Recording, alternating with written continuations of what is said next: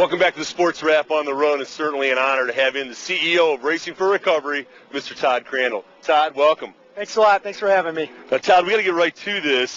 First of its kind in northwestern Ohio. We talked about this off camera, the half Ironthon. Is that correct? That's correct. This is the first ever time that we're bringing a half Ironman distance to northwest Ohio and southeastern Michigan. All right. Since you put it out there, boss, break it down for the people. What is the half Ironthon? The half Ironman consists of a 1.2-mile swim followed by a 56-mile bike ride and then a 13-mile run to wrap it up. Okay. And then you told me also there's a sprint. For the people that don't want to do the full distance half Ironman, we do offer a sprint distance race, which consists of a 0.6-mile swim, a 14-mile bike, and then a 5K run of 3.1 miles. And we've got the boss in this race today, right? You're in. I'm doing it. It's going to be a little break from compared to all the hard work I've been putting into it, so racing's going to be fun today. Todd, let me ask you this. What's the toughest part of that for you? I mean, everybody has their, whether the run's easier, the biking's easier. What's the toughest part for you? The toughest part for me, I think, is the bike. I come from a hockey background, right. So swimming, biking, and running are new to me, but I enjoy all parts of it, but I think the biking is the most difficult for me. All right, Todd, let's get right to this. On behalf of the Toledo community, first of all, I want to thank you for what you're doing for young people, adults, families that are struggling with myriads of problems with addiction. And Todd, let's try and help some people here. When someone is struggling with addiction, to me it's like a pilot. They have a term called a death spiral, where they lose the plane and they're on the way down and they can't pull out. They can't extract themselves. It seems to me like addiction is somewhat like that. When you get in that death spiral, you can't seem to extract yourself, and your parents can't help you. Talk a little bit about that. How do you get help? That's a good analogy of looking at it, a plane that's spiraling out of control, but our philosophy is you can get control of that plane, turn it around, and recover. Just as I've recovered from 13 years of drug abuse, so can anybody else. And we're saying replace that negative addiction with drugs and alcohol with something positive, such as triathlon. So no matter how difficult somebody's situation is, there is help for anyone. Absolutely, and our support groups are not only designed to help the addict that is struggling with addiction, we also provide support for the family members who are suffering as well. And Todd, you say something I think is important for people to know too. If addiction runs in your family genetically, you may have a larger or higher predilection for addiction, and it's a risk that people need to know, when they take a drink or they're involved in drugs, that if it is run in the family, there certainly is a higher risk there. Absolutely. My own mother committed suicide from her addiction. My uncle killed himself from his addiction, and unfortunately I got into it. That is one thing that I'm finding more and more being involved with addiction is you'll find the cycle continuously repeats itself generation after generation. But it's going to stop with me and my family. Todd, let's throw out a phone number for someone who's struggling with an issue, parents that are struggling with issues, some way that they can get a hold of you. A couple ways. Phone number is 419-824-8462, and the website is racingforrecovery.com. Okay. Mr. Todd Crandall, you're one of my heroes, helping kids and helping families with problems in the Toledo area, and we'll be watching you on your race today, too. Thanks a lot for the support. And one last thing, I'd like to thank Gallon and Tackus for helping us make this all possible today. Our pleasure, Todd. Thanks. We'll be back with more Sports Wrap on the Road. Welcome back to Sports Wrap on the Road and the Sylvania Half Ironthon, brought to you by Racing for Recovery. And it's certainly a pleasure to bring in Scott Horns, who is the coach for Todd Crandall. And you run them yourself. You're involved, Scotty. You're going to run today also? And yes, I am. All right. Yes, I am, yeah. Well, tell us about the kind of prep work you had to do for to coach Todd. Well, pretty much as everyone knows, time schedules are crazy to work around. So with Todd, we're just trying to make sure that with his devotion to Race for Recovery, we're finding his time, his commitment to get in, the training he needs. So basically, being as efficient as possible when he's out there training is our key goal, and we're constantly changing his schedule week to week to fit his crazy demands of time and travel for his work schedule. So, well, Scotty, let me ask you this: for the folks that are watching this at home and they've never been involved in any kind of triathlon event, you don't just, hey, today I'm going to decide to enter. It doesn't work that way. You don't. You're going to have to find some way to build up to that. So, as a trainer and a gentleman who's participated in 14 of these overall? I've done 10 Ironmans. I've been in it for 14 years. Yeah. Okay. So, as somebody that knows how to do this, tell the folks at home, how would you go about building up to get involved in something like this? Well, the main goal is to start slow. You want to build up slow. Just start. If you're right now you're not doing any kind of exercise, just start walking each day, and then from there build up to running or biking.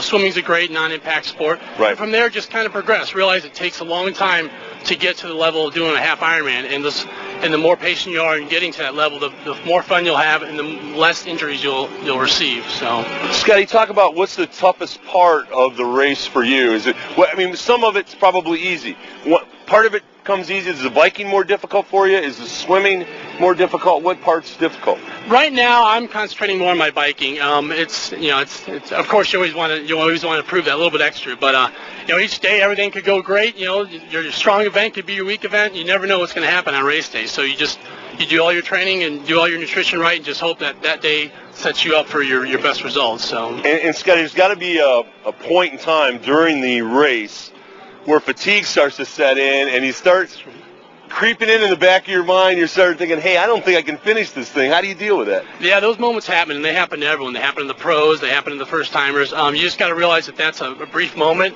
Usually it'll pass in 10, 15 minutes. Just slow down, drink and eat some more, and gather yourself, and then you'll be surprised. You'll feel better, and you'll hit it again and keep on going. Well, and Scotty, you hit another important point. People involved in this type of racing, what they eat. We're a little under a minute, but what they eat and what they drink is a very, very important. Yeah, yes, it is. It's a key to, especially in this hot day, to hydrate, and not just with water. With sports drinks is the main thing, and your digestive system is going to be a lot slower in this heat, so you want to make sure you're taking enough fluids and not overeating, so your stomach shuts down, then you end up with cramping, and then you end up walking, and it's a crazy cycle. Nutrition's the hard part of the sport. Training is almost cut and dry. It's the nutrition that's the mystery a lot of times. So. Well, Scotty, keep up the great work training the boss, and good luck to yourself today in the Sylvania Iron Time. Yeah, I'm looking forward to it. Thank you. All right, thanks, Scotty. We'll be back with more Sports Wrap on the Road. Welcome back to Sports Wrap on the Road. Tom Cole here with Kenny Krell, the race manager. And Kenny, welcome. 5 years in this particular venue, 139 events.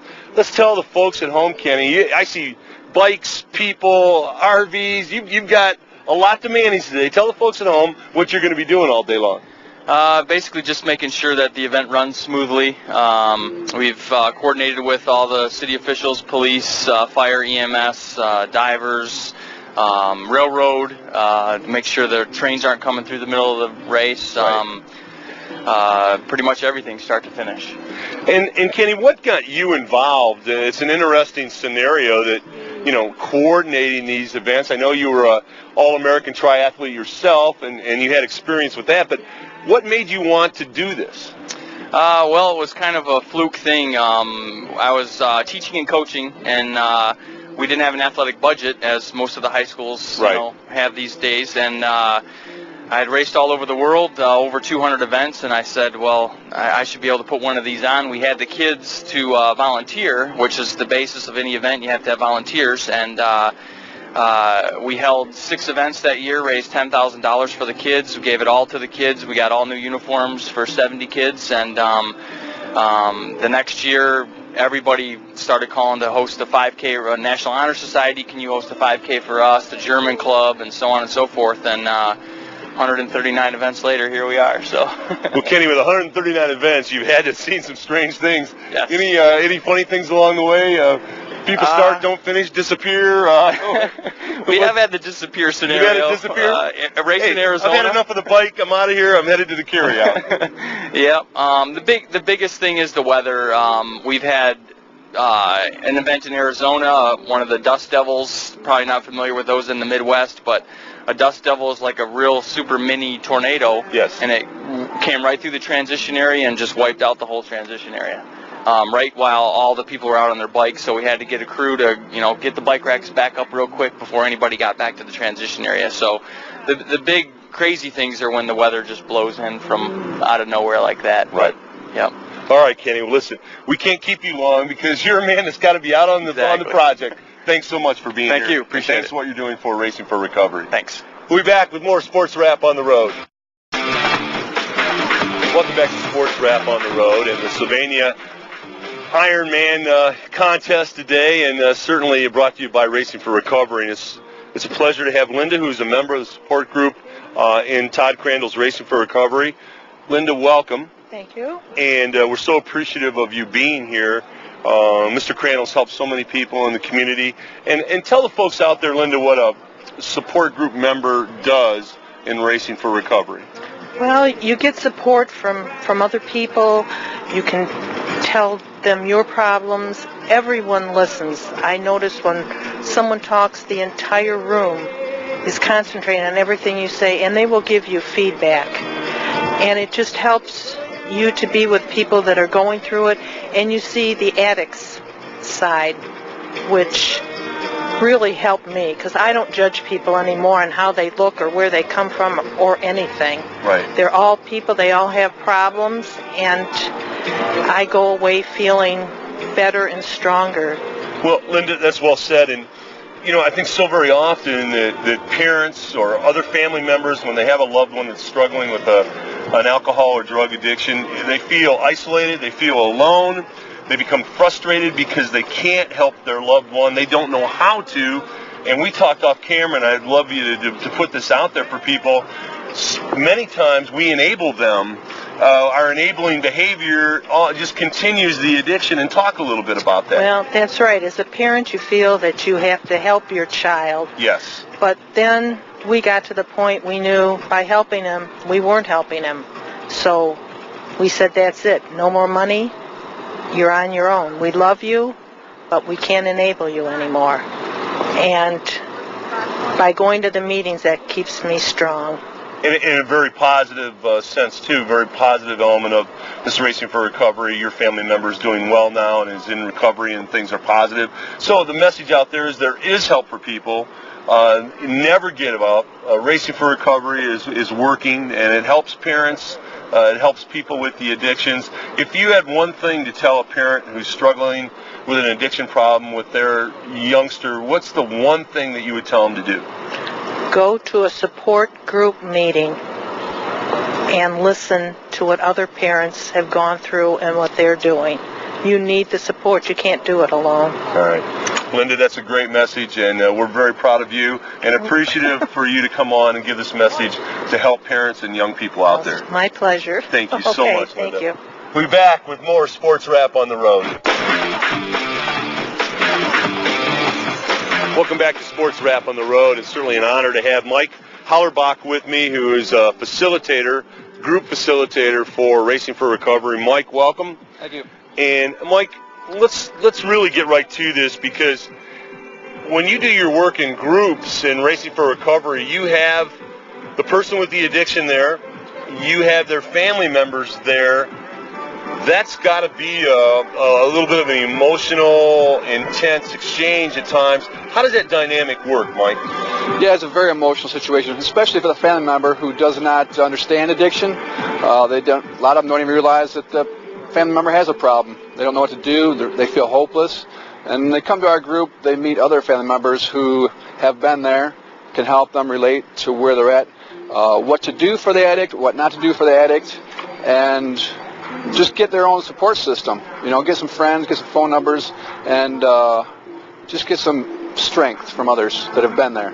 Mike, that's well said. Let me ask you, as a parent, Mike, it's got to be a difficult thing if you have, or a spouse, a partner, you have someone that's struggling with an addiction. You want to desperately help them. You're not a professional in it, so you probably can't. And you end up giving them money, trying to take care of their problems, getting them out of scrapes with the law, doing those kinds of... But in reality, Mike, I believe, I'm not a clinical specialist like you guys, but I think that's enabling, and you're in some ways probably hurting them instead of helping them. And talk a little bit about that. Absolutely. I think that when you're helping them and you're giving them money and you are kind of coddling them, you're just extending their addiction. If you kind of like stop doing things for them, let them, so to say, hit their bottom faster, let them feel some pain and misery, then they're more likely to want to change their life. If you keep offering them money and you keep helping them and keep picking them up out of situations, you keep going to jail and getting them out of jail, then they're just going to keep going on that same road because they have really no reason to change it because they haven't ruined their life yet. Right. You know? Well, and Mike, there was a book, Three Dog Nightmare by Chuck Nedron, and for someone struggling with an addiction, it's a great book. and he had millions of dollars in fame and sold millions of records, and he ended up living in a dumpster in East LA, barefoot, sold his record. He had nothing, and he said, what finally happened to me? He said, I just got sick and tired of being sick and tired, and finally one day he just said, that's it, I'm done. Can it come down to that for people? Oh, absolutely. I think for us lucky people who do get sick and tired of being tired, we've burned ourselves out. We've tried everything. We've just wasted our lives, wasted years, wasted friendships and family members' love. So I think that the addiction leads to that eventually, if it doesn't lead to death. Mike, we're a little under 30 seconds, but for someone out there who has a problem, whether it's a parent, a spouse, a youngster with alcohol or drugs, what's their first step? They have that frustration that they can't be helped, but they can be helped. But what's the first thing they need to do? They need to come to Race for Recovery and meet some new people. I mean, we're all crazy, ridiculous people still. We're not boring and just sitting around doing nothing. We're same wild people we used to be. We just don't drink. We got better friends and better lives. All right, Mike. Well, we applaud you for making other people's lives better, and we thank you so much for being on our show today. Thanks for coming out. I appreciate having you guys here. All right, Michael. All right. We'll be back with more Sports Wrap on the road. Welcome back to Sports Wrap on the road, and it's certainly an honor to have in someone from out of town. Yes. Cynthia Flegel, who's from Southern Illinois, who's here. Welcome to Toledo, number one, Cynthia. Thank you. My first trip to Toledo. All right, we're going to treat you well. I guarantee you. We will treat you well. Thank you. Home of the Mud Hens, for God's sakes. That's what I've heard. We have a great zoo, one of the best in the country, one of the top art museums. And a great race. A great race, and so something to see in Toledo. But, Cynthia, give the folks at home a little history of how you got involved in these triathlons. Well, first of all, I missed Title IX by a few years. Okay. I'm in the 50-somethings. Okay. And my brother was a professional back at the very beginning of triathloning with Scott Molina, Dave Scott, Scott Tinley, Mike Pigg. He was out in California and a professional. Came home to Chicago to race. I looked at him. I was in my early 30s and thought, my little brother can do this. I can do this too. Raced in my early 30s. Took some years off to be a ball mom. And followed my daughter around playing ball for a few years. And a couple of years ago, I decided as a 50th birthday present, I was going to race an Ironman distance race. So back into the fold I am. Well, Cynthia, talk about the training. You decided to do this.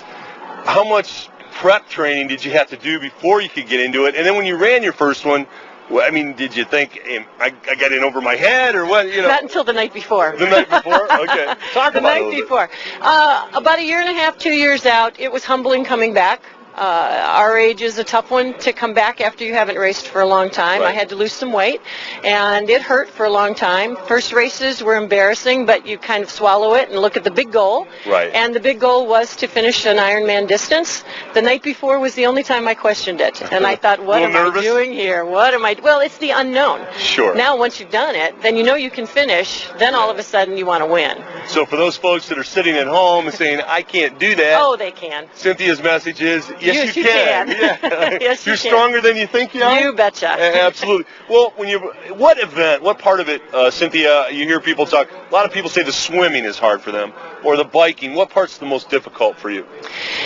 Originally, it was the biking because I had so little experience on bike. I had some wonderful people that trained with me, and actually Southern Illinois is very hilly because we're in between two major rivers, right. So we have a lot of bluffs, a lot of hills, and I had a tandem partner who pushed and pushed and pushed and pushed. Now I'm working on the swim end. Getting in the water at 6 o'clock in the morning is not pleasant. Right, right.